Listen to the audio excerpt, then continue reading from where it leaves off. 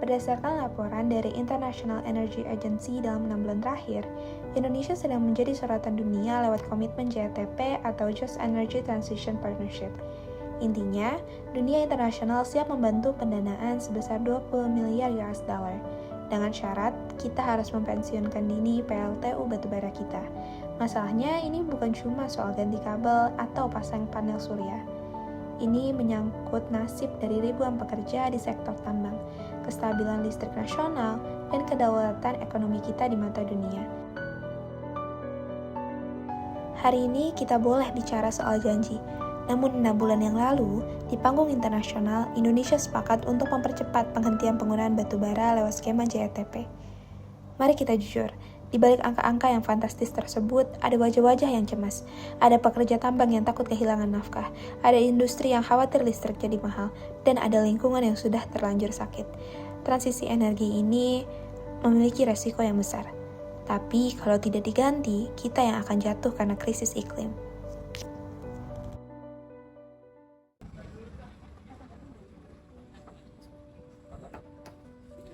Terima kasih Bapak dan Ibu telah menghadiri forum ini. Langsung saja, semua tahu target net zero emission 2060 kita dipuji di forum global. Namun, komitmen JETP ini menuntut kita bergerak lebih cepat untuk mempensiunkan PLTU. Sebagian pemerintah, saya harus pastikan transisi ini adil. Listrik harus terjangkau dan ekonomi tidak boleh anjlok. Saya ingin mendengar pendapat Bapak dan Ibu sekalian. Izin Pak Menteri, kami dari pihak investor internasional menganggap bahwa Indonesia ini sebagai raksasa tidur untuk bidang energi terbarukan. Energi geotermal, surya, angin memiliki potensi yang sangat luar biasa. Kami siap mengucurkan dana sebanyak 20 miliar Amerika Serikat dolar untuk bidang ini. Namun, kami butuh kepastian regulasi. Kalau aturan harga jual listrik dan iklim investasinya masih jauh berubah, mohon maaf, dana ini akan lari ke negara tetangga. Regulasi itu memang bagus, Pak Investor. Tapi Pak, kalau memang kita harus memaksa untuk menutup PLTU ini, yang sudah terbukti menyumbangkan pendapatan untuk negara sebanyak triliunan rupiah. Yang pertama, bagaimana cara perusahaan ini membayar utang kepada bank? Dan yang paling penting lagi adalah gimana nasib para buruh yang bekerja di perusahaan ini. Bapak, tapi kalau bicara soal makan, masyarakat di sana lebih dari 6 bulan sudah diberi asap beracun di sekitar PLTU. Data kami menunjukkan bahwa peningkatan lonjakan besar terhadap penyakit ISPA yang diderita oleh masyarakat. Dunia internasional sudah mulai bergerak untuk mengatasinya, tetapi masa kita dengan alasan ekonomi kita melindungi pabrik fosil? Jika transisi ini tidak dilanjutkan, maka nyawa masyarakat sekitarnya yang jadi bayarannya. Mohon izin bicara Bapak. Saya ini orang lapangan. Saya dengar dari tadi perdebatan ini membuat saya menjadi semakin bingung. Memang benar, air tambang membuat air di desa saya menjadi air hitam. Dan sawah juga tidak bisa ditanami lagi. Tapi yang kami inginkan adalah desa yang bersih, Pak aktivis. Tapi tambang itu yang memberikan pekerjaan buat anak dan suami saya.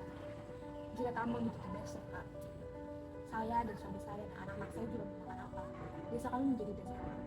Dan saya, kami para warga desa, tidak hanya pergi dari semuanya, Pak.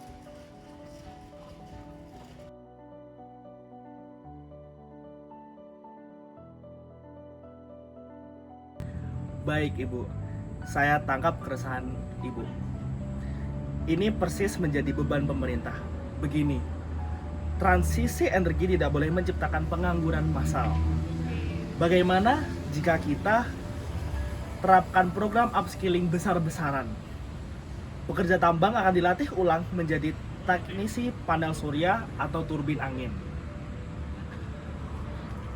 Apakah pihak JETP bersedia mengalokasikan sebagian dari 20 miliar dolar itu khusus untuk pusat pelatihan pekerja terdampak?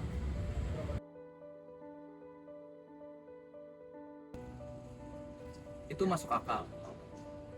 Investasi yang sustainable tidak hanya soal teknologi, tapi juga tentang manusia.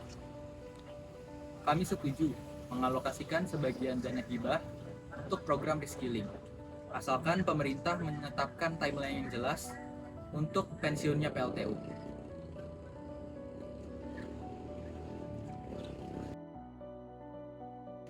Kalau beban pesangon dan pelatihan bisa dibantu oleh pemerintah dan juga pihak asing, maka kami dari industri pertambangan siap untuk kooperatif. Dan juga penutupan PLTU dilakukan secara bertahap, tidak dilakukan hanya dalam satu malam.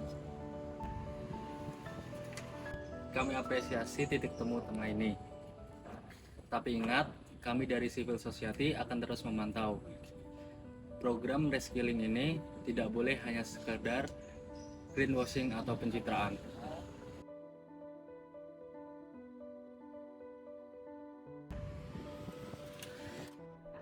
Masa depan bukan sesuatu yang kita tunggu, tapi sesuatu yang kita bangun hari ini.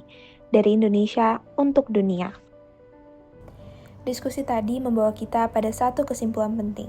Sesuai dengan sila kedua, kita beraksi demi kemanusiaan global melawan perubahan iklim. Tapi kita juga berpegang pada sila kelima, yaitu harus memastikan bahwa keadilan sosial sesungguhnya ada di dalam negeri.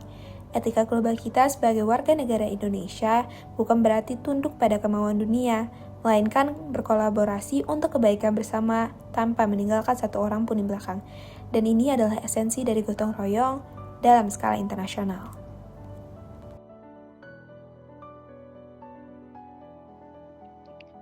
Pada akhirnya, penyelesaian konflik antar kepentingan ini membuktikan betapa krusialnya sila keempat. Musyawarah untuk mufakat bukan sekedar kumpul-kumpul, melainkan proses esensial agar kebijakan yang diambil bukan reaktif. Sebagai mahasiswa dan calon pemimpin, simulasi ini bukan cuma sekedar menghafal teori. Ini menuntut refleksi diri rutin dan berpikir sebelum bertindak, memastikan setiap langkah yang kita ambil selaras dengan kebaikan bersama, baik di tingkat nasional maupun internasional. Transformasi energi melalui skema kemitraan global menyadarkan kita bahwa batas antara urusan domestik dan internasional kian memudar. Ketika Indonesia bernegosiasi di meja global, kita tidak sekedar menurunkan metrik penurunan emisi atau proposal pendanaan, melainkan membawa amanat kesejahteraan rakyat.